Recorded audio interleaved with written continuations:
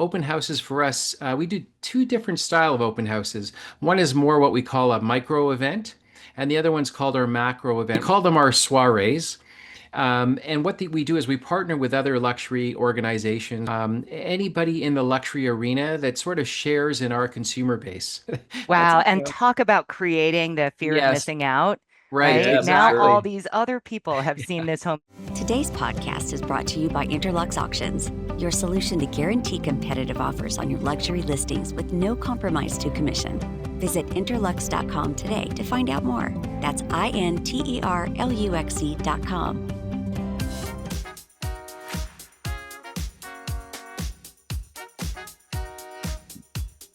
Welcome to A State of Mind, a podcast series all about motivating, inspiring, and educating you in the art of selling luxury real estate. In this episode, we're going to talk about how to elevate the luxury open house experience. Joining us today is our guest, Jerry Hammond, with Hammond International Properties Limited, based in the Greater Toronto area in Canada.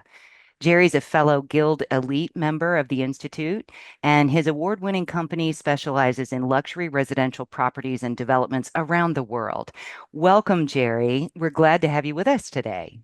Thank you so much, and what a welcome. The Institute has a dear place in my heart because it's one of our first places where we launched the idea of entering into the luxury market.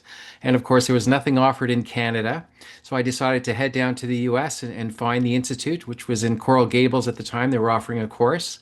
Took the course and fell in love with the entire idea. And here we are, our 12th year, but we've been working in the luxury market, I'd say close to about 18 to 20 years. Excellent. That's, I'm that's glad to terrific. hear I'm just that. curious, Jerry, was Tammy your instructor by chance? You know what? Tammy was there, but Lori Moormore was the All right. instructor at the time.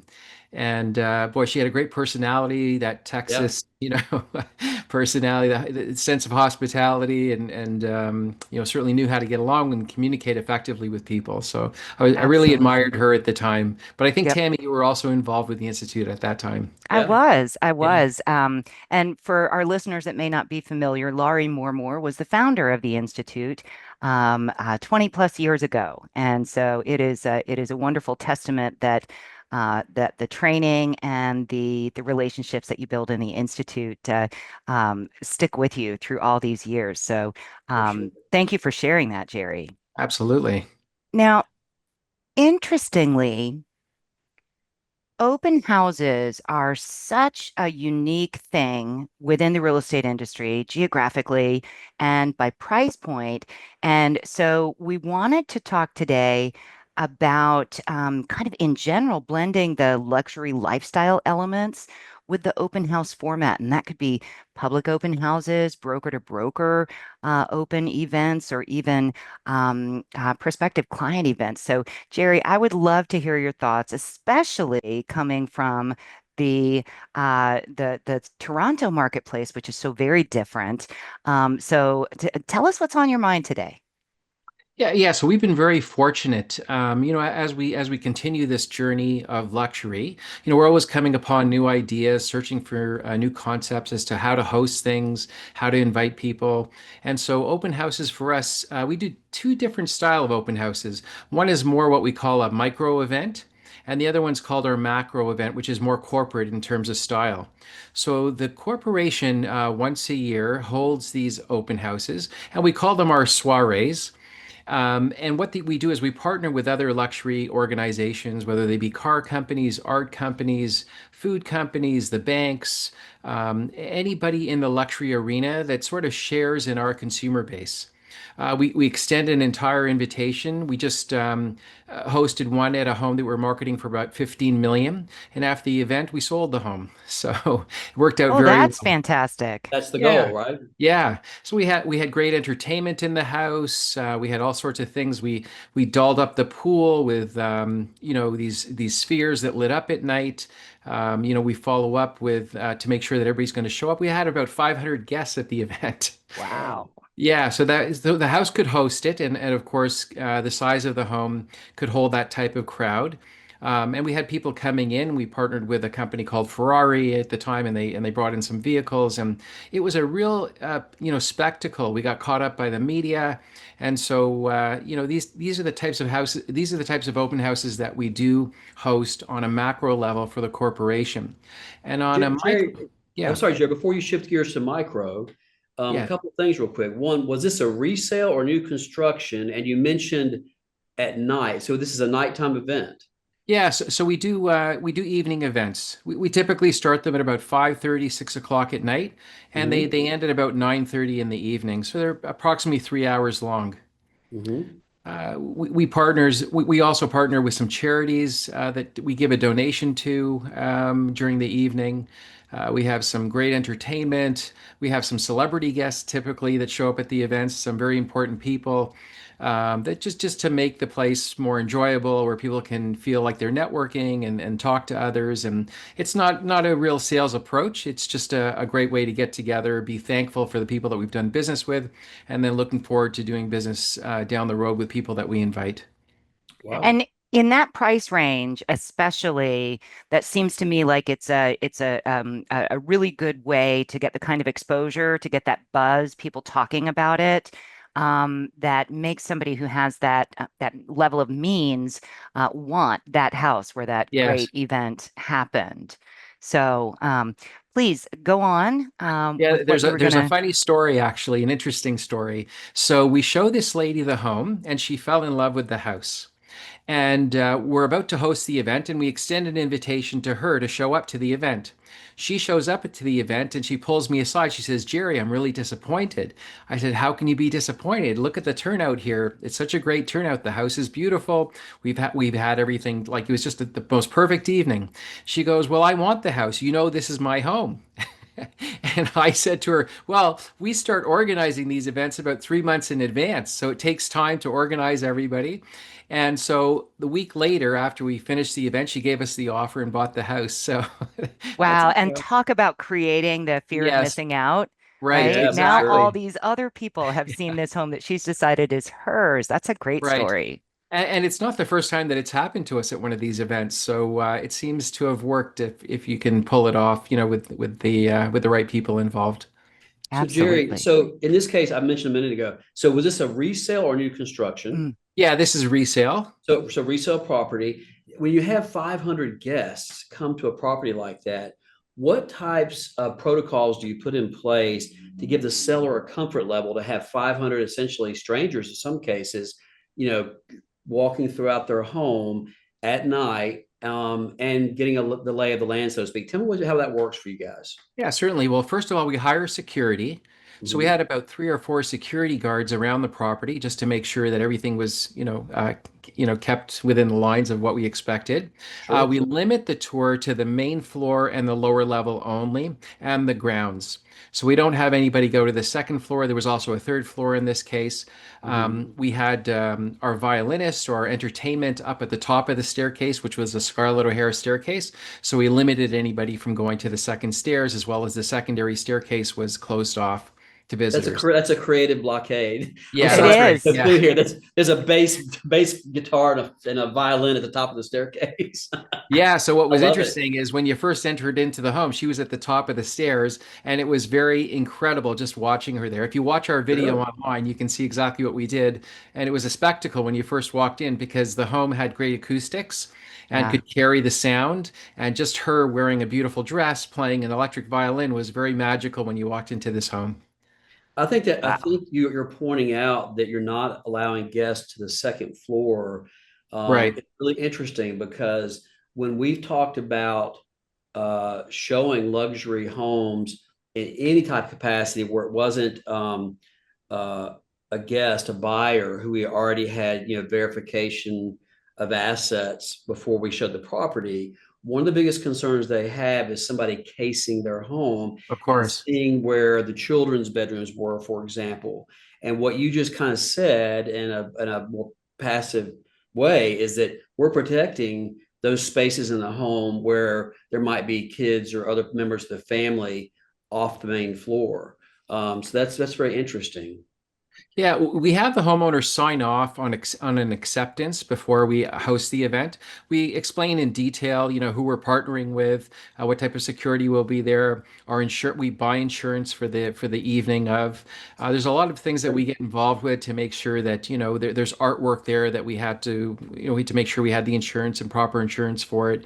So there's a lot of things that we do to get involved with the event. So it's a very secure surrounding, and having the security guards there really helps. They make their rounds around the property, both in and outside. And so, for that reason, I think that homeowners have felt very comfortable. We do them yearly, if not twice a year. So, it's been quite constant for us. Some of the homes have been vacant, some of them have been occupied. But so far, thank God we haven't really had an issue in terms of hosting any of these events. Now you said twice a year. Go back to that. I'm sorry, I missed that part. Yeah, so sometimes depending on how much inventory we have and how the market is, we typically host a macro event, so a corporate event once a year, and maybe a second time. So spring and fall is our peak seasons. Mhm. And then we'll host micro events. So right now we're hosting two micro events. And they're geared to the agents within the organization who are farming these areas.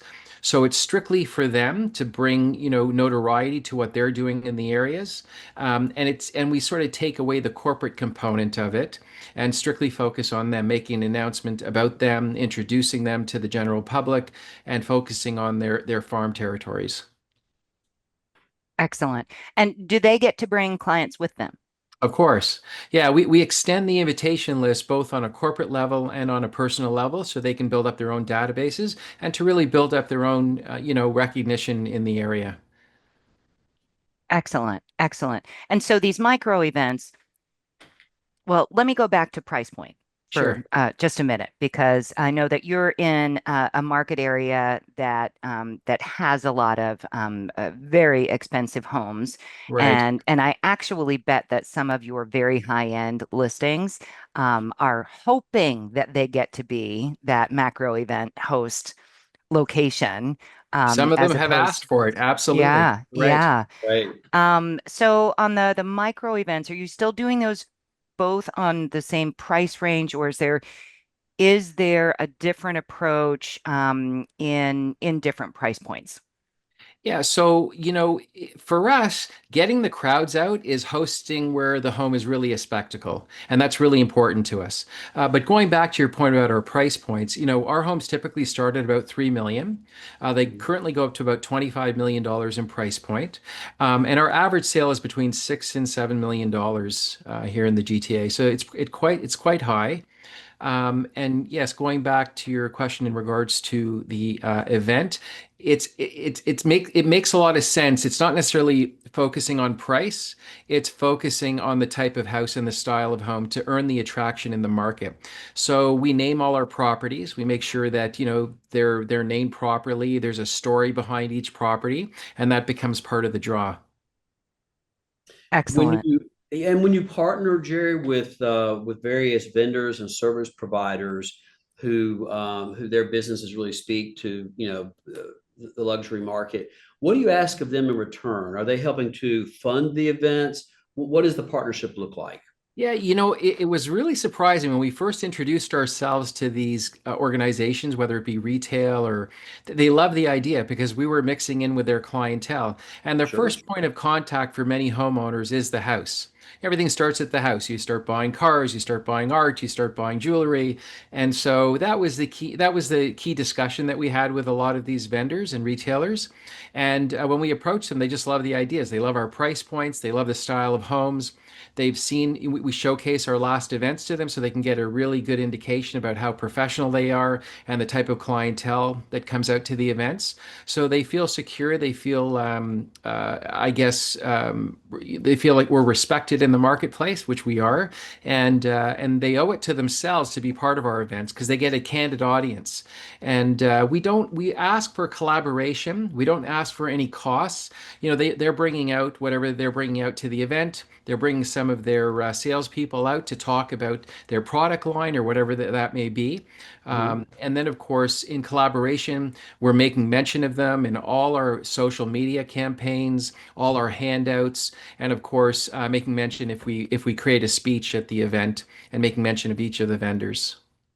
And that creates that algorithm that Exactly. cross-pollinates both in the social media sphere as well Right. as word on the street and reputation, that sort of thing. I imagine that there's some vendors who are clamoring to be the one that gets picked, right? Yeah, we've had issues in the past where we can't have two of one type of vendor, in terms of selling the same product or similar products. So we try to keep the exclusivity to each and every one of the companies, and we honor that. And that way, there's no real competition in the space that we're providing for the event. Excellent. Have you ever had a seller, particularly for the macro event, right? I can Right. imagine that most of your sellers want that micro event, that is getting those other brokers who produce in that arena. It's very common everywhere that I've been for an owner to want that kind of attention.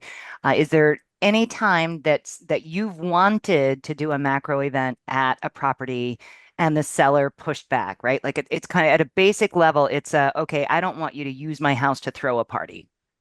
Yeah, I'd have to say we've never really had that pushback, Really? and we're very selective as to where we host the events. We're very selective about the homes, and I'd have to say, like in the environment that we're in right now, we're in a recessionary period. Homeowners are wanting to sell. There's a little more desirability to being open to the marketplace, especially if they want to get on with their lives. So they're very in tune with, having something like this done at their homes, and they're very cooperative, I find, in many cases. So, and then we're limiting it. It's not like we're hosting an Right. event every week. We're not hosting it all the time.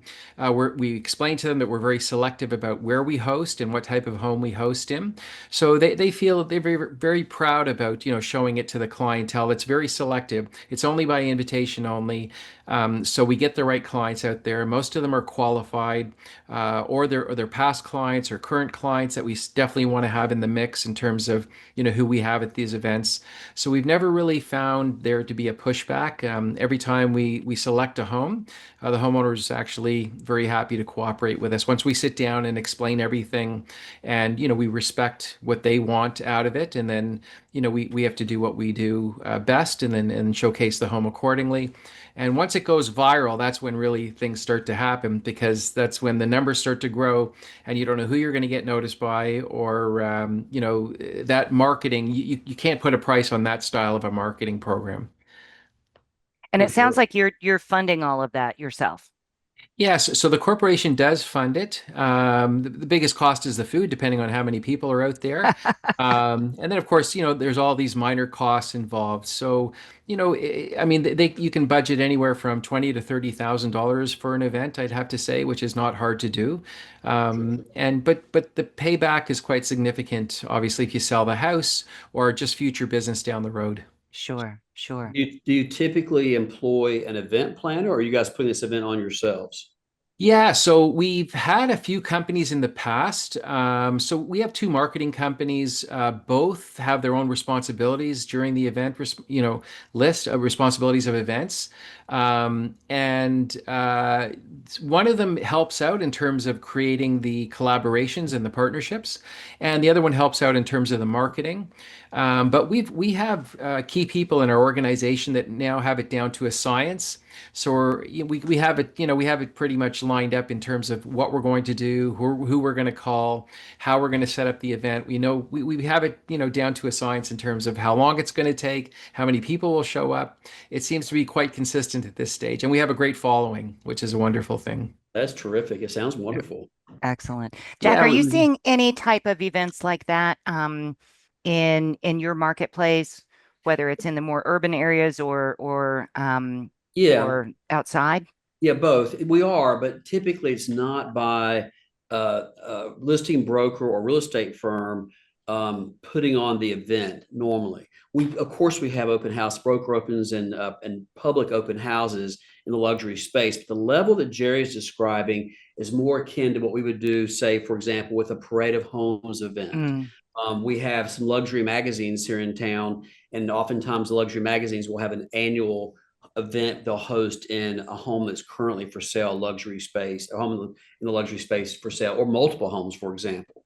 And so we have events of that scale here, but they're typically joint events with multiple brokers, multiple firms, across multiple properties for a large event. That's more akin to what we have here. Yeah, I Mm, see. And I've seen that in a lot of different geographies here in my area as well, whether it's a orchestra guild fundraising Mhm. event that floats Exactly. across a number of homes. The broker to broker events.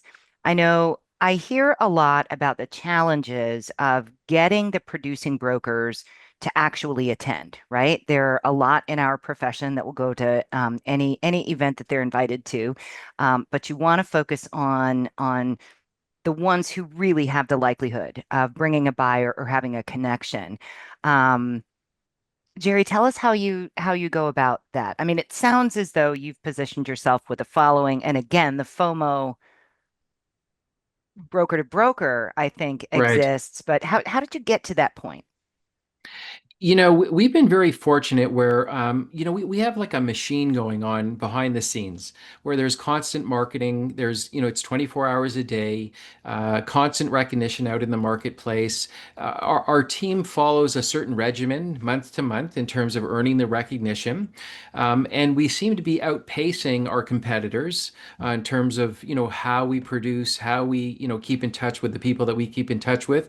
So we've created this following and strictly by our branding, by our communication that's on all our material. We've really stepped it up in terms of what we're saying to the consumer out there, and our most important person, of course, is the consumer.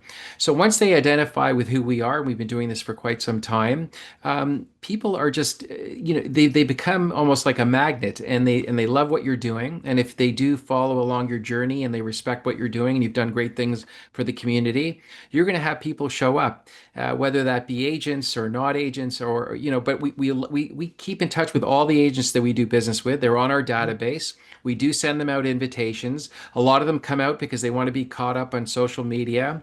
Some of them Hmm. are influencers, so we want that type of exposure. And of course, yeah, we want to do business with them because we count on them to do business with Yeah, them. yeah. So And it's not a with matter your of closing database, doors. sorry, yeah, and Jerry, with your database, do you when you call that database of agents for your marketplace, do you do it based on past transactions? Do you do it based on production that you see with given agents throughout the various companies in the area? How do you put that database? Because you're not sending out to everybody. Everybody's licensed, No, obviously. no, we track the industry. We track it yearly. Yep. We update our database monthly. So no, it's always changing. It's a moving pendulum on how we want to strategically be in the marketplace and who we reach out to. Some are more selective because of the area that we're marketing in. We cover about 35,000 homes in the greater GTA, only in the most expensive pockets is in Southern Ontario. So Mhm. that's a key factor depending on where the area is and where the house is. Because one of the challenges, and I think this is what Tammy was getting at, one of the challenges that we have is when you have a broker open that's publicly advertised among real estate firms, one of the challenges that you often have is getting the right people there. And so Right. you'll have a lot of agents show, and I can always feel it when I walk in the room. If I walk in the room and I'm in a luxury home, it's gorgeous, and the listing broker and the firm has put a lot of effort into the event, and you get there and you're looking around the room, you don't recognize anybody. Right. You know immediately, like, the right Yeah. people didn't show up for this agent. And so one of the things I find that we've tried to do to kind of overcome that is I see a lot of my colleagues in the industry spending a lot of money paying assistants and event planners and third parties to put all the invitations out, and things done by bots and AI, et cetera, et cetera. And I know one of the things that we've really tried hard to do, and I've got a lot of colleagues that do this as well, is doing personal invitations. Hmm. So I would rather have this would be what you would probably describe, Jerry, as a micro event. I would much rather have a broker open with 30 to 50 brokers attend who are the right people than Right. 200 faces showing up to have mimosas and charcuterie, and I don't recognize the crowd that's there. You want the people that have the ability and have the database and the wherewithal to sell the property. You know, Yeah. a couple of things come to my mind. I agree with you, Jack. I am more likely to respond to something that I know is by invitation only. Hmm. very specific invitations, whether that's something that I receive in print material, whether it's a phone call. My lender, for example, invited me. She called and she said, I have the privilege of being one of the of being the lender that's helping with this event at a spectacular private residence in downtown Tampa in the Channelside district, overlooking the where the hockey team plays and all of that. And she said, I have a handful of invitations, and it would mean a lot to me if you would come. Now, I drove an hour. I paid $50 to park, right? Wow. And but it was that kind of invitation, and they had the mayor of Tampa came to speak, who I knew, and that was fantastic. And so I was outside of that niche market area. And the other thing I was going to say is sometimes I end up on an invitation list knowing I don't have the numbers of production, and that's by choice because I spend a lot of my time with the institute, and I have the luxury of being able to pick and choose my clients. So I don't fall into that category on paper, but people see me as a valuable asset. Who knows? I might actually talk about their property on the podcast or when I'm training in Sarasota or someplace else. So Yeah, you're there's an an in, influencer.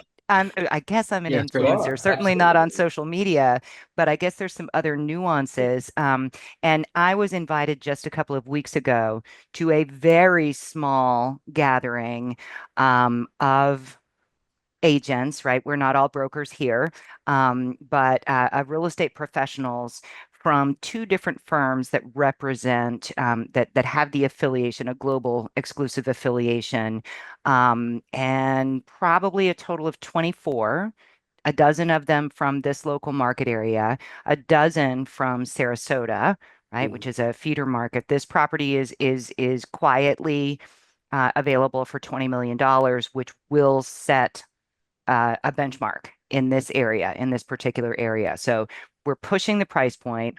It's discreet. It's not being marketed publicly.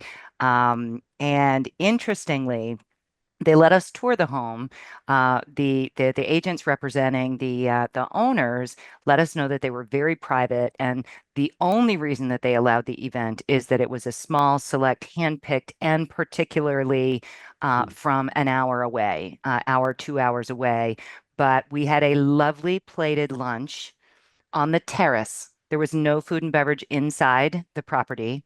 There Mhm. was no alcohol served, and it really was a discreet way to address the we're not letting you have a party at our house. We are letting you expose our house in a very, very elegant manner.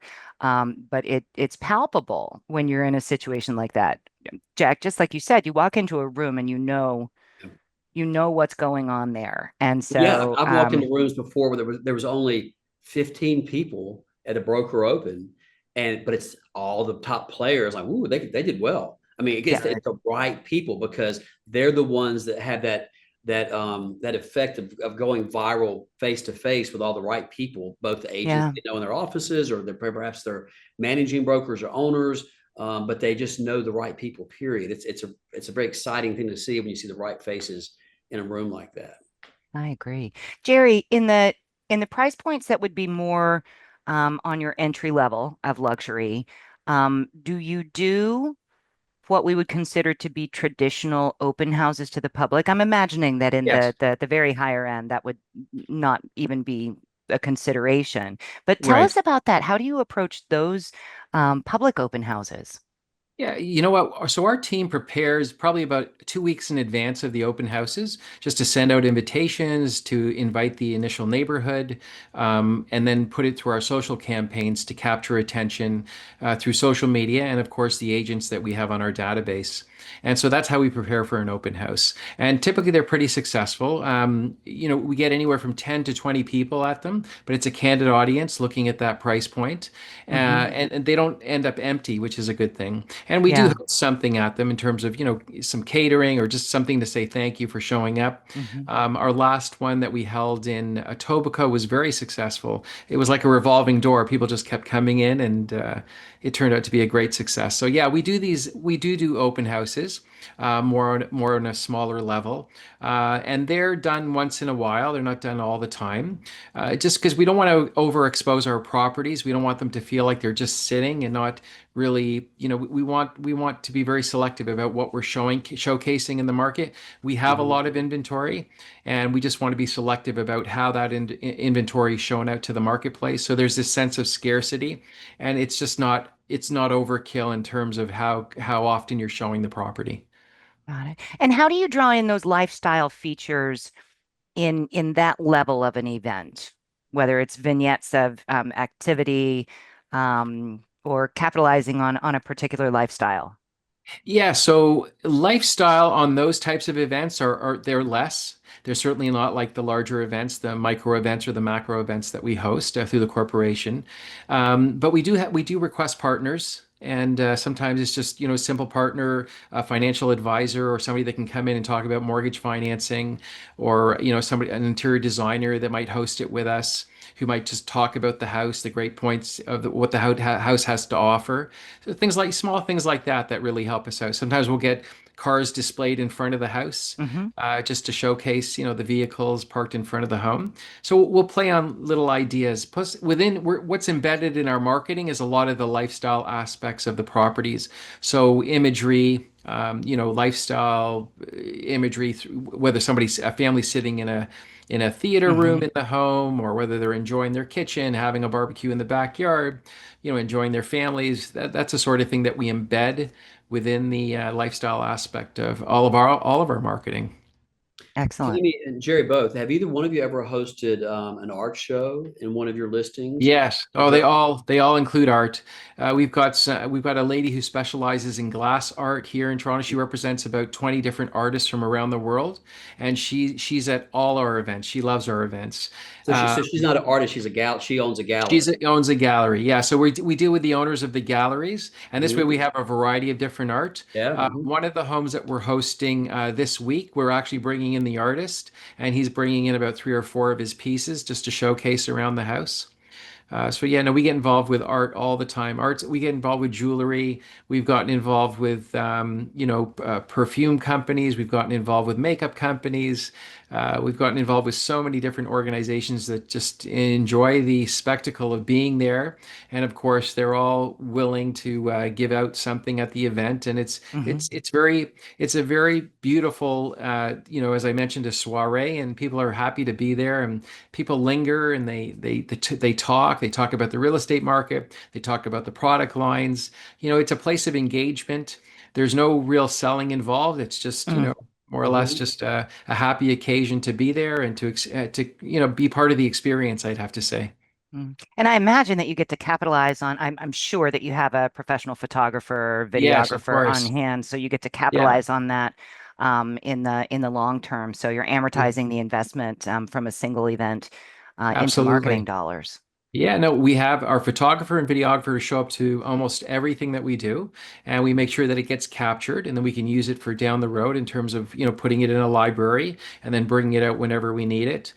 We host everything on our Google Drive, so all the agents can share in that material, take it and That's nice. utilize it within their social channels. And so there's a great sharing environment here in the office.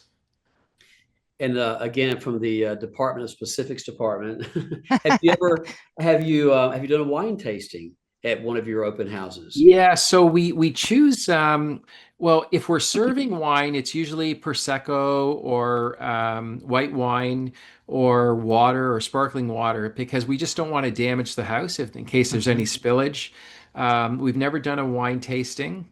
That's true, but we've hosted something at one of our country clubs where we've had a wine tasting, and that was an invitation guest list, Hmm. but never at one of the houses.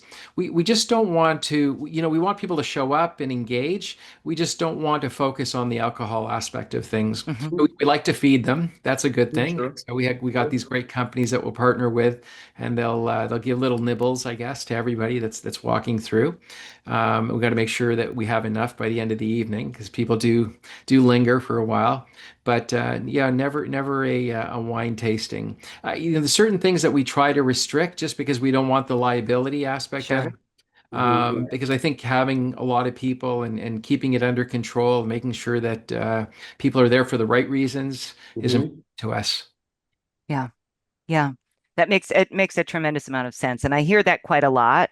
Even if there is something that it's going to be in the white family, so Yes, as to avoid any stains or that sort of thing. And again, like I mentioned, in some cases, food and beverages outside the house. There's not any food and beverage consumption right, inside. So you get to tour the home, step out to the terrace, and there's something, Right. move along to another spot, yeah, maybe poolside, there's something, or at another terrace. right. But really controlling the, as you say, Jerry, liability in terms of damaging the home. Yeah. Yeah. So everything for us is bite size. So it's just a one Hmm. bite, so you can get a taste of things. Hmm. But we do serve in the home, but we promise the homeowner that we'll be cleaning the house right afterwards. Sure. Sure. We bring Sure. in a cleaning team and make sure that the house looks exactly like the way when we arrived. That's Yeah, terrific. Yeah. that makes a lot of sense. What do you have in mind, Jerry, for your next one? Or our next The one. next Well, macro event? it depends what we have in inventory, but we've already got some great homes that we're lining up. We anticipate that we'll market them into next year's market. We're hosting two micro events, in the actually this week and next week, so that's going to happen. And we typically have them spring and fall.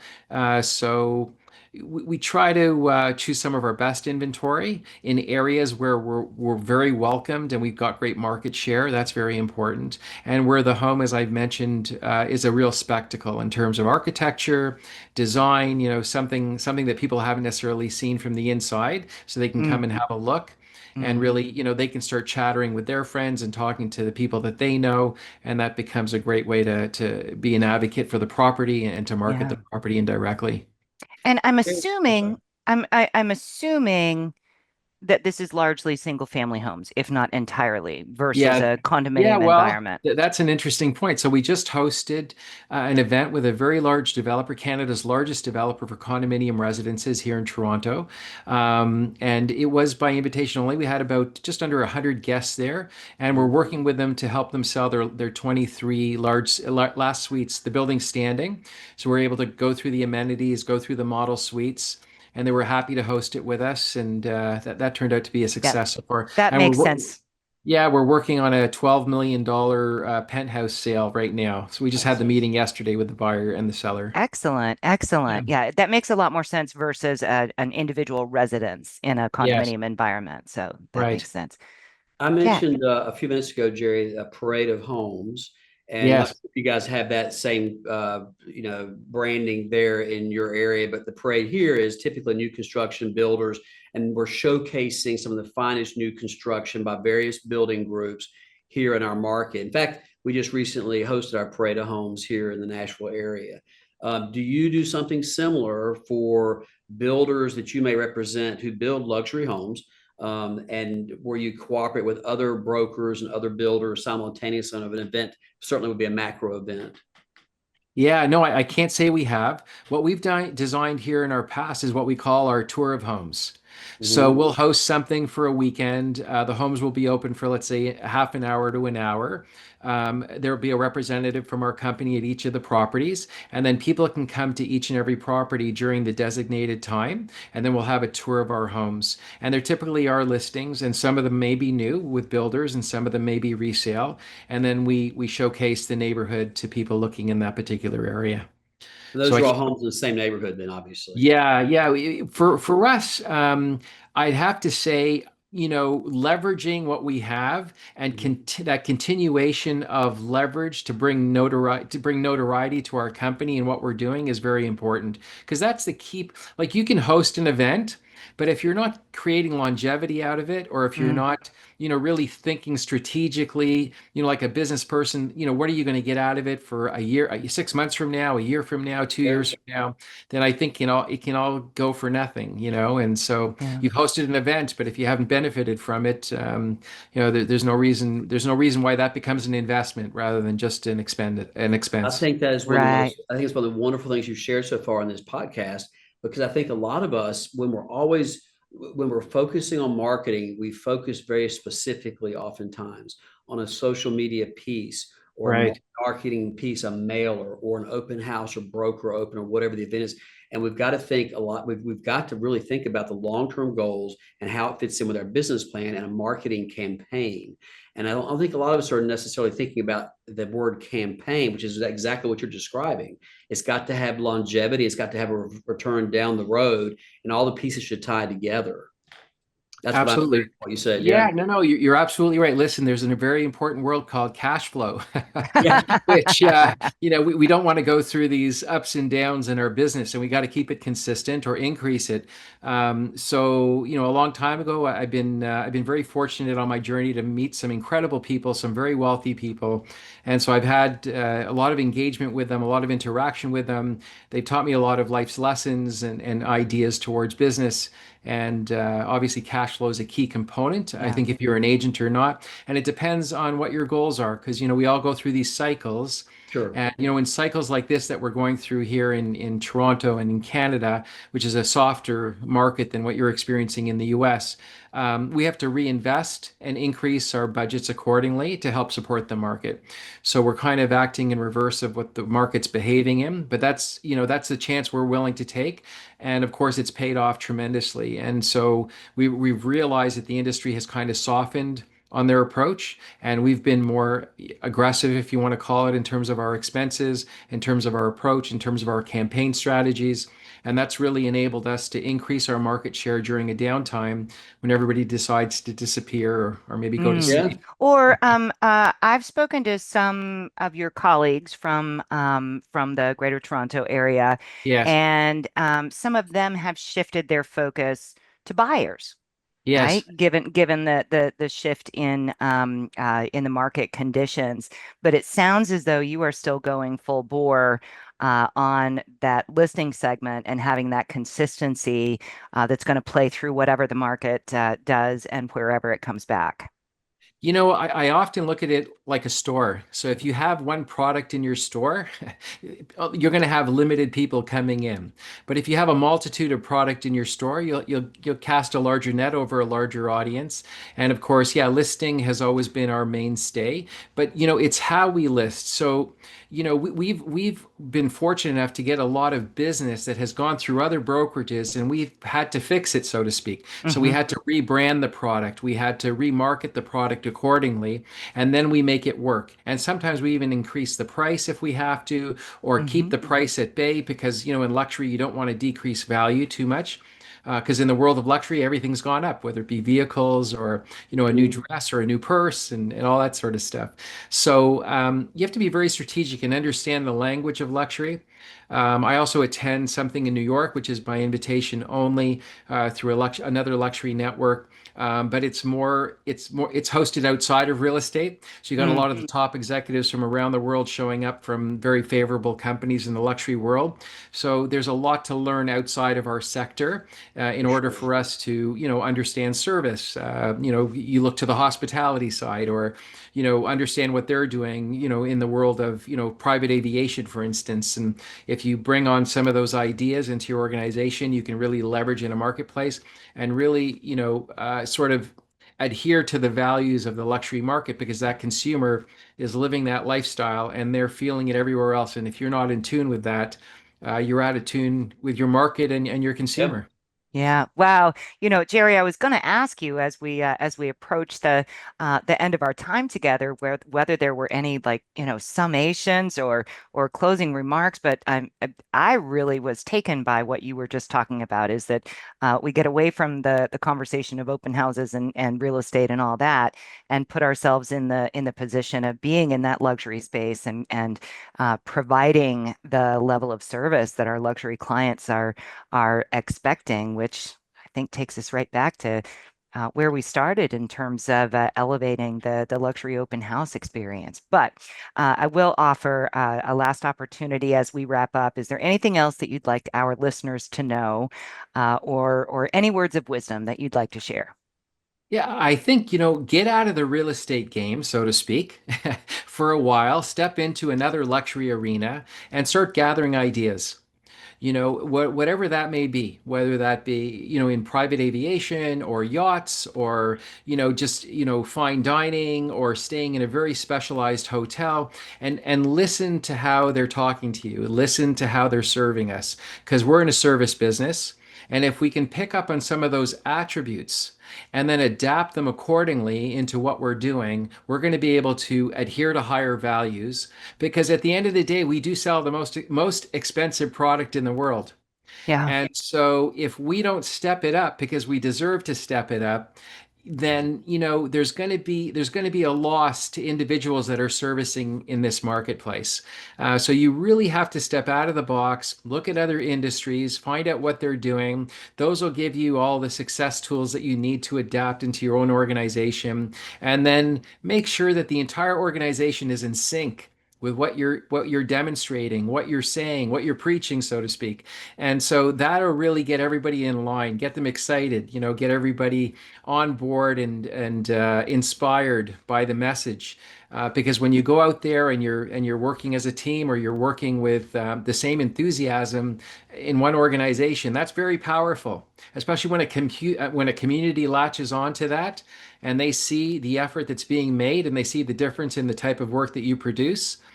That is a real game changer, because a lot of agents aren't necessarily reinventing, and reinvention is a very important key point in our industry, because every other industry that's doing well, or really excelling in any industry, they're reinventing themselves all the time. So we're always doing the same old. We kind of step if we step out of our little box that we think about all the time, you're going to get some great new ideas, and offer that to the marketplace, and be pleasantly surprised as to the outcome. By the way, That's Tammy, that'd be a topic for a podcast all by itself, reinventing our brand. I think that's Yes. perfect, Jerry. Absolutely. Thank you. That Yeah. was wonderful. Yeah, no Absolutely. problem. All right. Well, thank you so much for being with us. And to I all of thank our you. listeners, thank you so much for joining us on this episode of A State of Mind, the art of selling luxury real estate. If you're interested in learning more about the Institute, you can find more at luxuryhomemarketing.com. If you like what you just heard, please share it with a friend. And don't forget to subscribe, rate, and review this podcast. And if you've got a hot topic that you'd like us to discuss in a future podcast, feel free to let us know. Send an email to info@luxuryhomemarketing.com. Thanks so much for listening.